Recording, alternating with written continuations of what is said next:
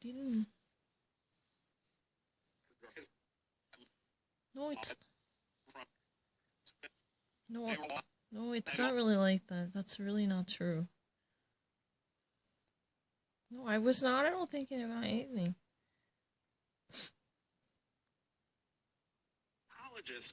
If you had a patient come in and you noticed that they were feeling quite desperate, what would be among your concerns of what they would do to alleviate that desperation? Well, if it's somebody like Donald, my concern is that he's going to do anything he can to alleviate that desperation. And unfortunately, he has considerable power at his disposal in order to change the subject, muddy the waters, and create the kinds of chaos that are going to potentially put our elections in disarray. And that is the last thing this country needs right now. So, what would you do if you're in a patient comes into your office with a series of pain? And what type of advice would you like to give? Since Mary Trump is a psychologist, as you all know, so this is a really kind of hypothetical question, If you ever actually encounter a patient who just actually comes into your office with a serious pain, and what type of a reaction would you like to give? And how would you respond to that patient?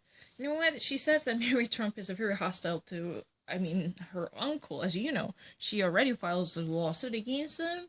And she's been actually, pursuing that because, according to her estimation, her brother and Mary Trump and herself somehow failed to claim the proper amount of money they deserve from the inheritance left behind by Fred Trump. That's really the very patriarchal power of the Trump empire, to tell the truth, originally. He left a considerable amount of money, but Donald Trump somehow managed to, fabricate all the important documents, even actually, barnstorming into the quite demented father of his to forge his signature and obtain at least the signature of his. He somehow actually managed to copy the signature. That was really the portion that took place later, but he had, at some point, really actually tried to coax his senile and the demented father into signing the documents by putting down the John Hancock. That's what it was about. It was from Rachel Maddow. But, according to her, following from her own words, Donald Trump is a really kind of person who has, such a great power. He can actually, abuse his position to at least alleviate and placate, whatever pain he might suffer, because he, has that kind of power in store at his disposal.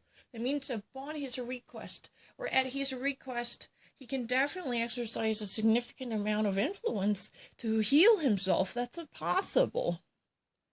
But that's really probably the least thing we need as a nation to witness, because he's divisive in nature, already actually puts the nation in disarray, and the country does not really need it, and he could not even afford that kind of a divisive message that might actually bring the entire country to the point of no return when it comes to national solidarity and unity. That's really the case, because there has been such a chaotic and ugly dissonance, especially bolstered by Donald Trump. He's more likely to muddy the water. That means he actually adulterates the quality of water in our country. Not really talking about the literal water, but we're talking about the atmosphere. The entire country experiences the tumultuous disruption and the mischievous and the corrupted distortion. So many people are fooled to believe such fraudulent messages spread by Donald Trump, because his reign in power can only thrive when more and more so-called conspirators and the fanatics buy into the ludicrous arguments which would eventually harm the perception of the public in general. So he actually, literally in that sense, muddy the water. He's been more likely interested in creating such a very deceitful and deceptive culture that should never be there. And we don't really need that anymore. Here we refers to Americans like Mary Trump. And that's a really kind of thing that might actually be defunct after this election, hopefully. That's a very interesting. She's very vocal about her support for Joe Biden, and she really wishes she could have witnessed the very dethronement of her uncle, Donald Trump. Her uncle should be removed from power immediately. Otherwise, the country she loves could have faced another aggravation, which it could have cost not just human lives, but also the future for next generations to come. That's really the viewpoints. It's very interesting. She first emphasized that Donald Trump has a certain clout to placate the very damage he might actually experience, that he has such an ability.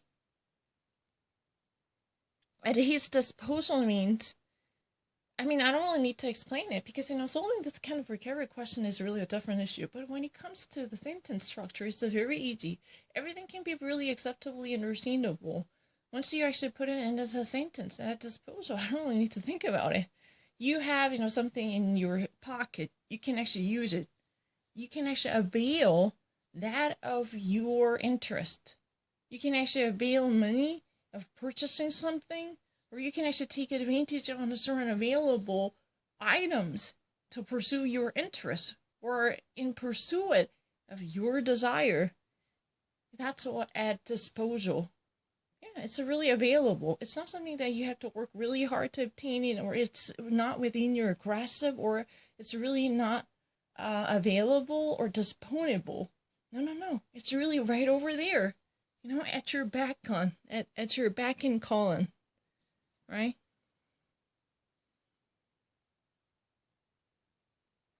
Yeah, the readily available status. But the problem is, his approach is very detrimental to the harmonious unity this country needs at this point, because his power normally relies on such a disruptive and divisive ruling method and mechanism, muddying the water. It means pulling the wool over the public perception, or inserting poisonous and toxic disinformation designed to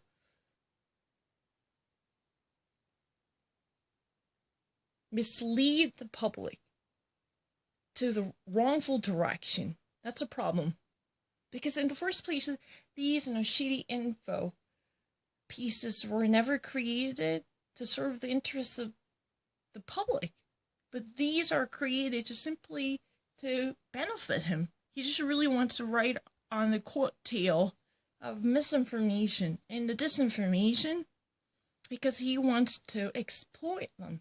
These are really opportunities he could dig in. No matter how wrong that positions might be, these positions might be, he just simply wants to dog his heel into it. I'm not lying. That means that he holds on to it.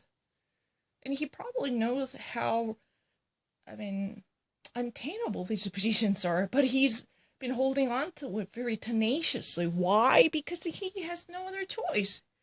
The more the liberal media discovers the flaw and absurdity of his logic and argument, he digs heels in the hole more viciously, because he knew that this is really the only way he could survive. If mask wearing could truly induce people from suppressing the virus dispersion or dissemination, then he has to say something the opposite might wants to say. In that way, he can consolidate the base against the mainstream media. That's the real reason many of people say that Donald Trump, throughout the election, plays the defense. He just really wants to conjure up the people who had voted for him ahead of time, or who might actually have found the system very disruptive, who might have felt the Beltway is really corrupt. So whoever might be the president of the United States, coming from the Capitol Hill, who had a long history in the Senate, would never change the culture. Inundated with briberies and lobbying. That's really the argument. What have I actually done wrong?